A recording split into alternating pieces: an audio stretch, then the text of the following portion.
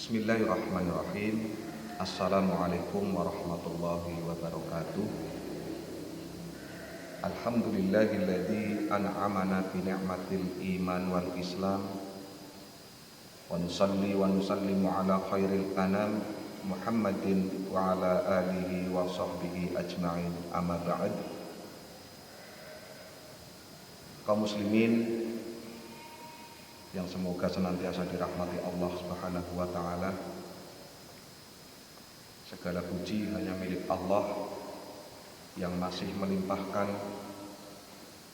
berbagai macam pintu kenikmatan kepada kita semua, sehingga alhamdulillah pada kesempatan kali ini kita masih diberikan kesempatan untuk beraktivitas seperti biasa, baik aktivitas sehari-hari maupun aktivitas ibadah kepada Allah Subhanahu wa taala. Semoga apa-apa yang telah kita lakukan mendapat ridho dan barokah dari Allah Subhanahu wa taala. Amin. Sholawat salam tercurah kepada suri tauladan kita, uswah hasanah kita, Nabi Agung Muhammad sallallahu alaihi wasallam, tercurah pula kepada semua keluarganya, semua para sahabatnya, tabi'in, tabi'ut tabi'in, dan kepada seluruh umat beliau yang senantiasa menjalankan sunnah-sunnahnya hingga akhir zaman. Kaum muslimin yang dirahmati Allah Subhanahu wa taala, pada kesempatan kali ini mari kita bersama membedah salah satu kitab dari Ustadz Muhammad Faizar Hidayatullah MPD, yang mana sebagian kaum muslimin khususnya orang Jawa Tengah itu sudah mengenal beliau. Beliau aslinya orang Sokaraja, namun beliau berdakwah lewat ruqyah. Asli orang Sokaraja, kemudian sudah menjadi YouTuber yang cukup masyhur. Beliau berdakwah fokus di dunia ruqyah syar'iyah, yang mana intinya adalah li'la kalimatillah. Maka dari itu, kaum muslimin yang berbahagia, mari kita belajar bersama membedah buku karangan beliau yang berjudul Ruqyah itu Mudah. Kaum muslimin yang dirahmati Allah Subhanahu wa taala, kita sebagai umat muslim tentunya tidak begitu asing dengan kata ruqyah. Berbeda dengan kalimat ruqyah. Kalau ruqyah itu bermakna melihat, seperti ruqyatul hilal, melihat hilal atau melihat bulan. Ini sudah sering digunakan untuk penentuan awal Ramadan dan akhir Ramadan. Adapun ruqyah pakai huruf qaf itu secara lughawi punya arti mantra-mantra atau jampi-jampi. Maka dari itu, agar kalimat ruqyah itu tidak begitu asing, tidak begitu menjadi momok yang menakutkan bagi kalangan umat muslim, mari kita bedah bersama-sama, kita bahas bersama-sama apa sih itu pengertian ruqyah. Di dalam buku ini ada beberapa pendapat dari para ulama tentang definisi ruqyah. Tentunya ini sangat menarik karena kita umat Islam harus mengetahui apa itu ruqyah, sehingga di tengah-tengah masyarakat tidak menjadi suatu momok yang menakutkan. Biasanya di kalangan masyarakat, khususnya di perkampungan, itu kata-kata ruqyah itu masih menjadi sesuatu yang menakutkan, sesuatu yang membuat malu apabila ada seseorang yang diruqyah begitu. Kaum muslimin yang dirahmati Allah Subhanahu wa taala, maka pada buku ini kita akan membahas yang pertama kali itu tentang mengenal ruqyah. Sehingga tatkala kita atau umat muslim sudah mengenal apa itu ruqyah, sehingga tidak begitu kaget dan tidak begitu takut, tidak begitu gengsi dengan kata-kata ruqyah. Ruqyah itu sendiri terbagi menjadi dua. Yang pertama ruqyah syar'iyah, yang kedua ruqyah syirkiyah. Ruqyah itu secara bahasa berasal dari kata al-audah yang mempunyai arti jampi-jampi atau mantra-mantra. Karena ruqyah itu berasal dari bahasa Arab raqa yarqi ruqyatan. Kaum muslimin yang dirahmati Allah Subhanahu wa taala, di sini ada beberapa ulama yang memberikan definisi tentang ruqyah itu sendiri. Yang pertama, Ibnu Athir rahimahullah, beliau menjelaskan pengertian ruqyah di dalam kitab An-Nihayah fi Gharibil Hadits. Beliau mengatakan begini, ar-ruqyatu hiyal audatu yarqi biha sahibul afati kal humma was-sar'i wa ghairi dzalik minal afat. Ruqyah adalah suatu mantra yang dibacakan kepada orang yang sakit, semisal sakit demam, epilepsi, atau penyakit-penyakit yang lainnya. Ucapan Ibnu Athir rahimahullah ini terdapat di dalam kitab An-Nihayah. Menurut beliau, menurut Ibnu Athir rahimahullah, ruqyah itu artinya suatu jampi atau suatu mantra yang dibacakan kepada orang yang sakit, seperti sakit demam, sakit epilepsi, ataupun penyakit-penyakit lainnya. Ini menurut Ibnu Athir rahimahullah, bahwa ruqyah adalah suatu mantra yang dibacakan kepada orang yang sedang mengalami sakit. Kemudian yang kedua, menurut Ibnul Mandzur rahimahullah, di dalam kitab Lisanul Arab, beliau mengatakan ar-ruqyatu hiyal audatu ma'rufah. Ruqyah adalah mantra yang diketahui. Ini menurut Ibnu Mandzur rahimahullah ta'ala, bahwasanya ruqyah adalah mantra yang diketahui. Apa maksudnya diketahui? Itu diketahui makna-maknanya, jelas kalimat-kalimatnya. Itu pengertian ruqyah menurut beliau Ibnu Mandzur rahimahullah ta'ala. Kemudian yang ketiga, Al-Jauhari. Menurut Al-Jauhari, ruqyah itu artinya raqar raqi ruqyatan wa ruqyan idza ngawwada wa nafatha.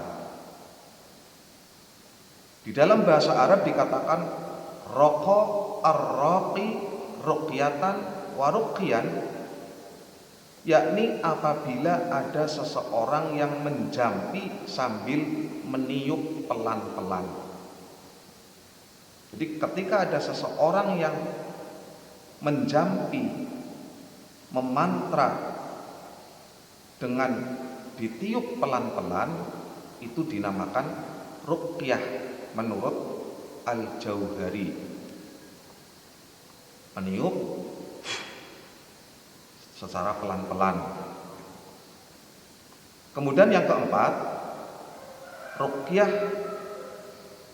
menurut Syekhul Islam Ibnu Taimiyah rahimahullah, beliau mengatakan ar-ruqa bima'na ta'widi wal istirqa'u talabur ruqyah wa huwa min anwa'id du'a'i. Ruqa atau ruqyah maknanya adalah bacaan perlindungan. Al-istirqa adalah meminta ruqyah, dan ruqyah adalah bagian dari doa. Ucapan Syekhul Islam Ibnu Taimiyah ini terdapat di dalam kitab Majmu' Fatawa halaman 186. Kaum muslimin yang dirahmati Allah Subhanahu wa taala, dari 4 ulama ini, 4 pengertian ruqyah dapat kita simpulkan bahwa secara bahasa ruqyah artinya jampi-jampi atau mantra-mantra. Secara istilah ruqyah itu artinya membacakan ayat-ayat suci Al-Qur'an atau doa-doa yang bersumber dari Nabi SAW yang dibacakan kepada orang yang sedang sakit. Itu pengertian ruqyah yang sahih secara istilah. Membacakan ayat-ayat suci Al-Quran atau doa-doa yang bersumber dari Nabi SAW kepada orang yang sedang sakit, baik untuk diri kita sendiri ataupun untuk orang lain. Ini pengertian ruqyah. Kaum muslimin yang dirahmati Allah Subhanahu wa taala, tadi sudah kami katakan bahwa ruqyah itu ada 2 macam. Ruqyah yang pertama ruqyah syar'iyah, yang kedua ruqyah syirkiyah. Ruqyah syar'iyah itu seperti apa? Ruqyah syar'iyah adalah ruqyah yang dibolehkan di dalam syariat Islam. Adapun ruqyah syirkiyah adalah ruqyah yang di dalamnya terdapat unsur kesyirikan, dan jelas ini diharamkan oleh syariat Islam. Nah, maka kita sebagai muslim harus jeli, harus teliti memaknai kata ruqyah. Apakah itu ruqyah syar'iyah, apakah itu ruqyah syirkiyah? Tatkala kita bisa membedakan 2 macam ruqyah ini, tentunya kita harus berhati-hati tatkala kita mempraktikkan ruqyah ataupun tatkala kita diruqyah oleh orang lain. Kaum muslimin yang dirahmati Allah Subhanahu wa taala, lalu apa ciri-ciri dari ruqyah syar'iyah tersebut? Ruqyah yang dibolehkan di dalam syariat Islam. Ciri-cirinya yang pertama adalah bacaannya jelas.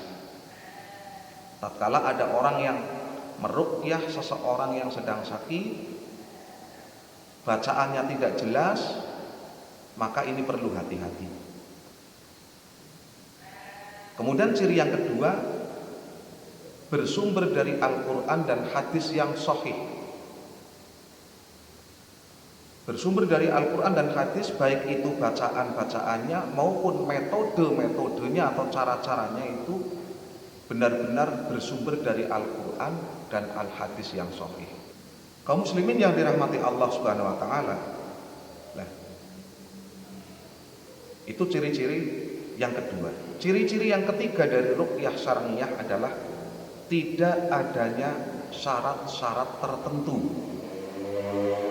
Tidak adanya syarat-syarat tertentu.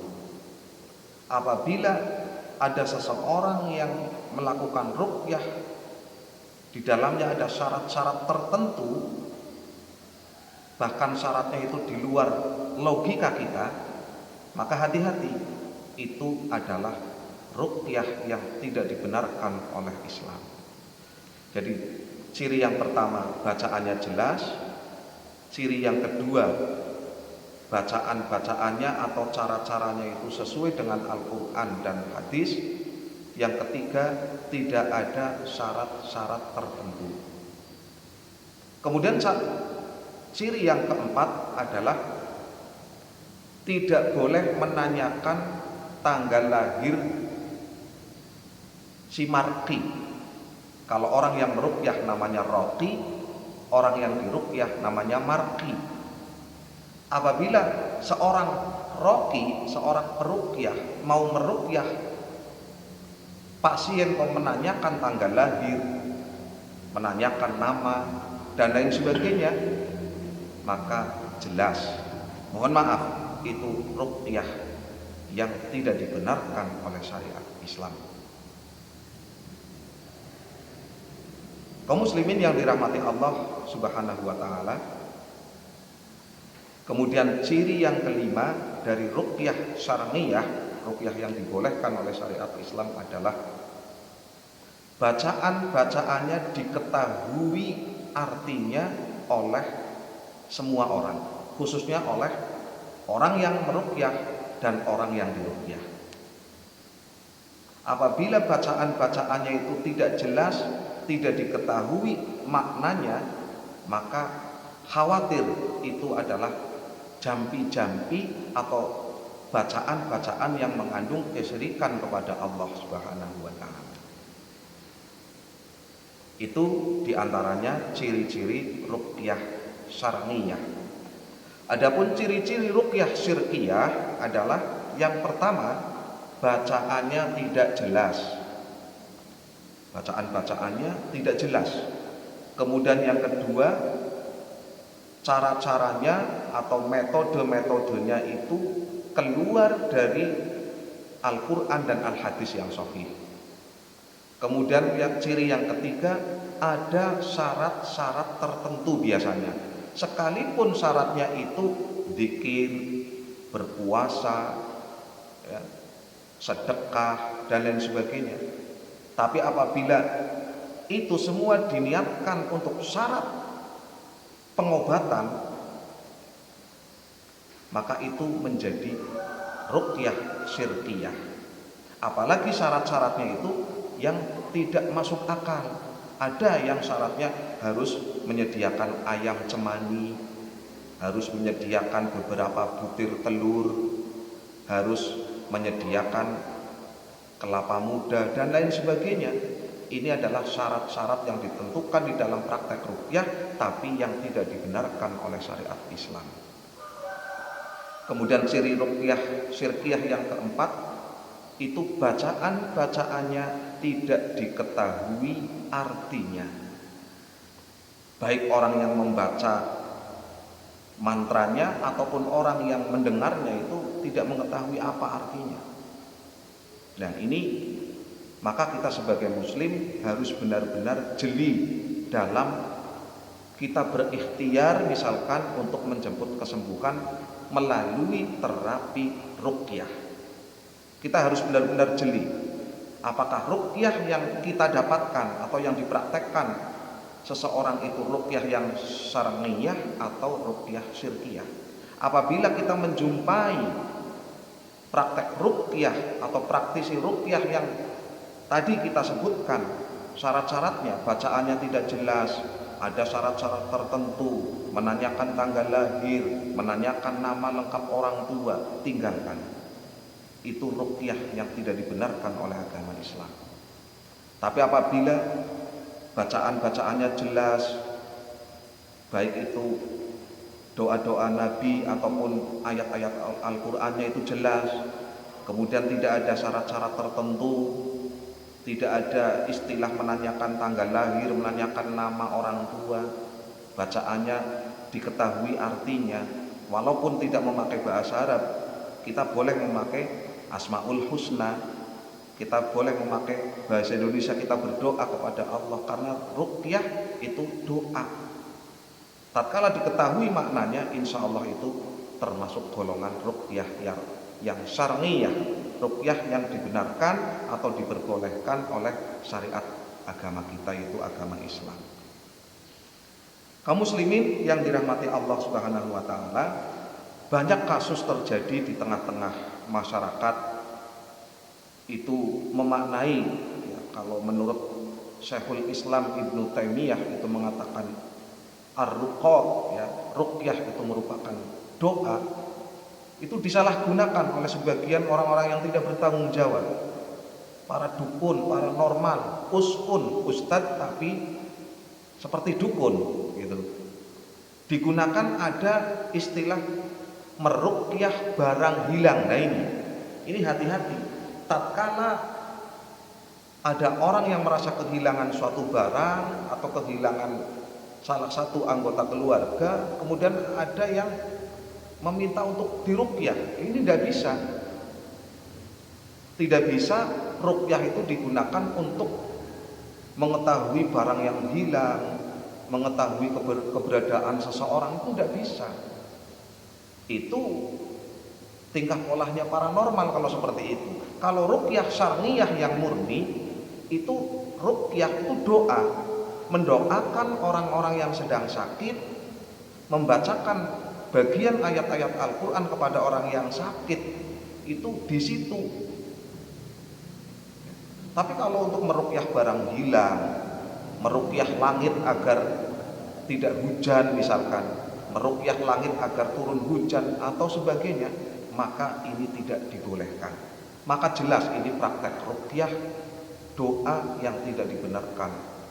Kalau kita berdoa langsung kepada Allah ketika kita mempunyai barang yang hilang atau salah satu anggota keluarga ada yang hilang, kita berdoa kepada Allah, ya Allah, tunjukkanlah barang hamba yang hilang. Ya Allah, lindungilah anggota keluarga kami yang hilang, lindungilah dia, kembalikanlah dia. Ini boleh. Tapi ketika meminta seseorang meruqyah barang hilang, meruqyah anggota keluarga yang hilang, maka ini tidak boleh. Ini tidak jadi begitu. Nah, maka ini sering disalahgunakan oleh beberapa oknum yang tidak bertanggung jawab, khususnya para dukun atau para tidak normal begitu, menggunakan seperti itu. Apa dalihnya? Mereka berdalih, loh, ruqyah kan adalah doa. Kita mendoakan, iya memang ruqyah menurut Ibnu Taimiyah itu bermakna doa, tapi doa yang seperti apa? Jangan sampai salah menempatkan. Ya, kita doa sendiri kepada Allah tatkala kita mempunyai barang yang hilang. Ada salah satu anggota keluarga yang hilang, kita berdoa kepada Allah supaya dikembalikan, supaya dilindungilah mereka yang sedang hilang. Tapi kalau untuk ada ruqyah khusus barang hilang, ruqyah khusus orang yang hilang, tidak ada di dalam metode ruqyah yang syar'iyah. Kaum muslimin yang dirahmati Allah Subhanahu wa taala, maka mari sedikit demi sedikit kita belajar tentang ruqyah. Kita harus mengetahui ruqyah syar'iyah artinya apa, ruqyah syirkiyah artinya apa, beserta kita harus tahu ciri-cirinya sehingga kita berhati-hati. Kemudian nanti kita bahas di sini apa hukum ruqyah. Apa hukum ruqyah? Menurut para praktisi ruqyah yang sudah masyhur, salah satunya adalah Ustadz Muhammad Faizar, beliau mengatakan bahwa ruqyah itu hukumnya mubah atau boleh selama ruqyah itu tidak mengandung kemusyrikan kepada Allah Subhanahu wa taala. Tidak ada unsur kebid'ahan, itu dibolehkan. Nah, ruqyah yang menyeleweng, inilah ruqyah yang tidak dibenarkan dan menjadi hukumnya haram di dalam aturan Islam. Nah, maka kita sudah mengetahui bersama bahwa ruqyah yang paling utama adalah meruqyah diri sendiri. Nah, nanti di sana ada sebuah riwayat yang mengatakan kalau di dalam kitab Tauhid di sana ada hadis yang mengatakan orang yang meminta ruqyah maka tidak akan masuk surga, kalau tidak salah seperti itu. Nah, ini perlu kita kaji bersama, apa maksud dari hadis tersebut. Meminta ruqyah itu hukumnya tidak boleh, itu seperti apa. Nah, tatkala kita teliti, kita kaji satu persatu dalil-dalil yang ada tentang masalah ruqyah, maka ruqyah yang tidak diperbolehkan adalah ruqyah yang syirkiyah. Tapi tatkala kita meminta ruqyah dengan ruqyah yang syar'iyah, maka ini mubah, boleh di dalam Islam. Kalau kita bisa sendiri itu lebih afdol. Tatkala kita tidak mampu melakukan ruqyah diri sendiri, boleh kita meminta bantuan orang lain yang benar-benar orang itu tahu tata cara ruqyah yang syar'iyah. Gitu. Insya Allah kita akan belajar tentang ruqyah mandiri. Seperti apa cara-cara meruqyah diri kita tatkala kita demam, tatkala kita batuk, pilek, atau tatkala kita sakit. Intinya itu boleh kita meruqyah diri sendiri dengan tujuan untuk menjemput kesembuhan dari sakit yang kita rasakan. Allah Subhanahu wa taala berfirman, A'udzubillahi minasyaitonir rajim, wa nunazzilu minal Qur'ani ma huwa syifaa'un wa rahmatun lil mu'minin. Jadi Allah Subhanahu wa taala itu menurunkan Al-Qur'an bisa menjadi syifa, bisa menjadi penawar, bisa menjadi obat, wa rahmah, dan bisa menjadi rahmat bagi siapa? Lil mu'minin, bagi orang-orang yang beriman kepada Allah Subhanahu wa taala. Maka tatkala ada seseorang yang diruqyah mengatakan, saya sudah diruqyah tapi tidak ada efeknya, saya sudah diruqyah tapi belum sembuh. Mohon maaf, jangan menyalahkan Al-Qur'annya, jangan menyalahkan orang yang meruqyah, tapi renungkanlah diri sendiri, apakah saya sudah yakin apa belum dengan Al-Qur'an itu sendiri. Padahal Allah berfirman, wa nunazzilu minal Qur'ani ma huwa syifaa'un wa rahmah lil mu'minin, bukan lil muslimin ya, tapi lil mu'minin. Allah menurunkan Al-Qur'an bisa menjadi obat, bisa menjadi rahmat bagi orang-orang yang beriman. Kalau kita ragu, kalau kita setengah-setengah, maka kurang berefeknya tatkala dibacakan ayat-ayat suci Al-Qur'an atau doa-doa dari Nabi Shallallahu Alaihi Wasallam. Kaum muslimin yang dirahmati Allah Subhanahu Wa Taala, lalu Syekh Albani rahimahullah juga mengatakan, masih terkait dengan ruqyah, Syekh Albani mengatakan begini, ruqa ma yuqra'u minad du'a'i li talabis syifa'i minal qur'ani wa mimma sahha minas sunnah. Ruqyah adalah sesuatu yang dibacakan dari suatu doa yang bersumber dari Al-Quran dan Al-Hadis yang sahih untuk memohon kesembuhan. Nah, ini lebih jelas lagi ucapan Syekh Albani rahimahullahu ta'ala, bahwa ruqyah itu sesuatu yang dibacakan, yaitu dari ayat-ayat Al-Quran atau dari doa-doa yang sudah diajarkan oleh Nabi SAW, dibacakan dengan niatan untuk menyembuhkan suatu penyakit. Maka ini boleh. Kaum muslimin yang dirahmati Allah Subhanahu wa taala, maka tatkala kita melakukan terapi Quran, yaitu ruqyah, kita harus hati-hati, kita harus benar-benar memohon kepada Allah, karena syifaun, kesembuhan itu mutlak milik Allah. Apabila ada seorang praktisi ruqyah yang mengatakan kalau diruqyah pasti sembuh, ini juga hati-hati, tidak dibenarkan di dalam Islam. Karena yang menyembuhkan suatu penyakit itu bukan praktisi ruqyah, bukan orang yang meruqyah, bukan. Tapi yang menyembuhkan suatu penyakit itu Allah Subhanahu wa taala. Allah yang menurunkan penyakit, Allah pula lah yang akan mengangkat penyakit itu. Ruqyah ataupun apapun itu bentuk ikhtiar, itu hanya kewajiban kita berusaha, berikhtiar untuk menjemput kesembuhan. Baik secara medis, ya, kita terapi secara medis ke dokter tentunya. Kemudian terapi Al-Qur'an. Yang penting hati kita ada sugesti